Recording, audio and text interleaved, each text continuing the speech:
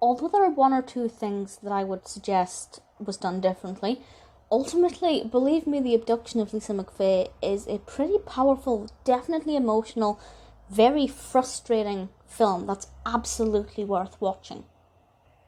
So a few things first. I hadn't heard of Lisa McVey. This was my one and only introduction to her pretty horrific true story. This is biographical, and I won't spoil anything for the most part, but towards the end of this discussion there are a few things that I want to go into depth about. Certainly one of the things that I think they could have done better, I have to kind of talk a little bit about it. So I will go into that, but ultimately not too much detail. This is currently on Netflix, released in 2018, directed by Jim Donovan and written by Christina Welsh. And it stars Katie Douglas as Lisa McVey, and she is amazing. Very, very well acted.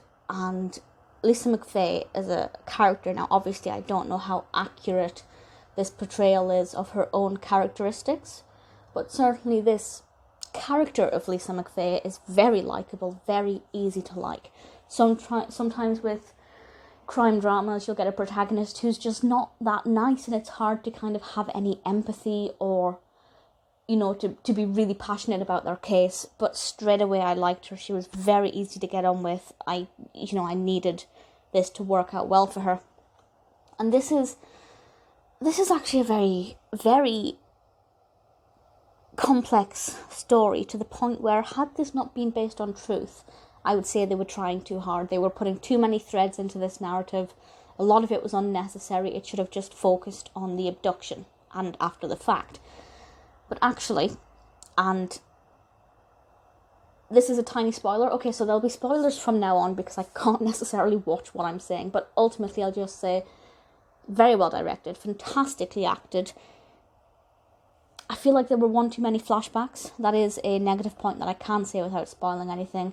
I think, you know, there were too many flashbacks that didn't really add anything. Now, when she is abducted, when somebody is abducted, it's kind of well known that they will often, you know, go into their memories to escape their surroundings. There are two things. One's going into their memories, which is, you know, one of the reasons why we have the flashbacks here, but also they're very hyper aware of their surroundings, which we also see here with Lisa.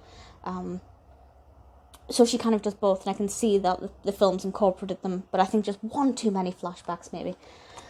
But other than that, it's brilliant, it's atmospheric, it's tense.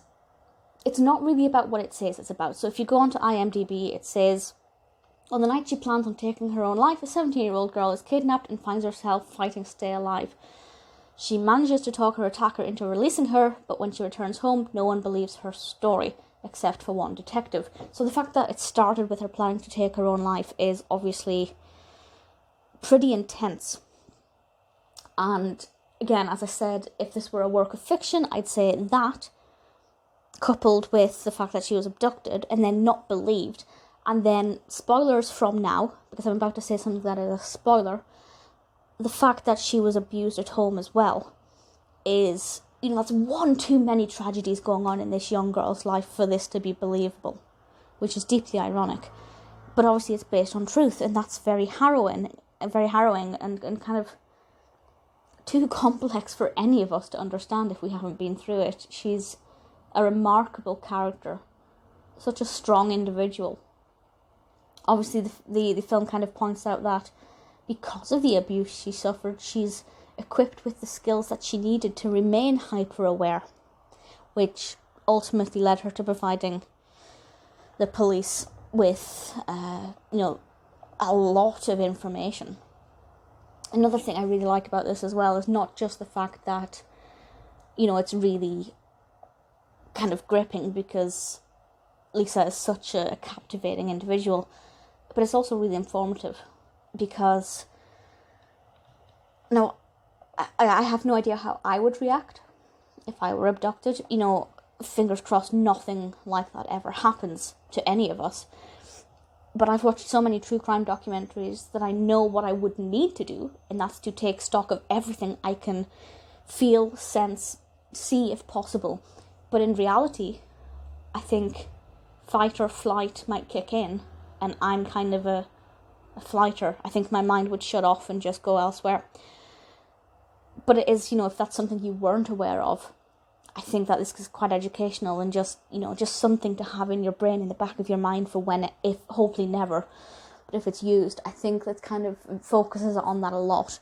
The bit where she's not believed really annoyed me. Now, I would have liked to have known more why they didn't believe her, because there didn't really seem to be a real reason for it, other than that she was young, and I guess the fact that she was released is quite unusual for a kidnapper to do. Not entirely unheard of, but I guess that's why. But I just think they should have dug into that a bit more and maybe penalised those individuals for doubting her so aggressively and abusively. Detective Larry Pinkerton, played by David James Elliott, is amazing. I mean, he basically saved her.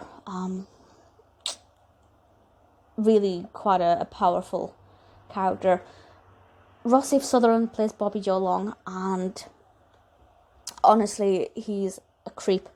I'd like to know more about who he is, why he does things or did things, and what his motivations were, because again, this is Lisa's story. It doesn't really look too much into that. So that's something that I can undoubtedly kind of Google and find out. I'm sure there are lots of information. But this is pretty incredible. I do think, it only lightly touched on the fact that she was abused. It kept that secret for quite a long time. There was a suspicion, but it kept it secret for a while, so we never really knew why she was going to kill herself in the beginning. So in terms of telling the story, apart from a few little chinks here and there, chinks in the armour of the film, it's actually a very well developed narrative, which, if it were a work of fiction, yes, I'd think it's a bit far-fetched, but very well told.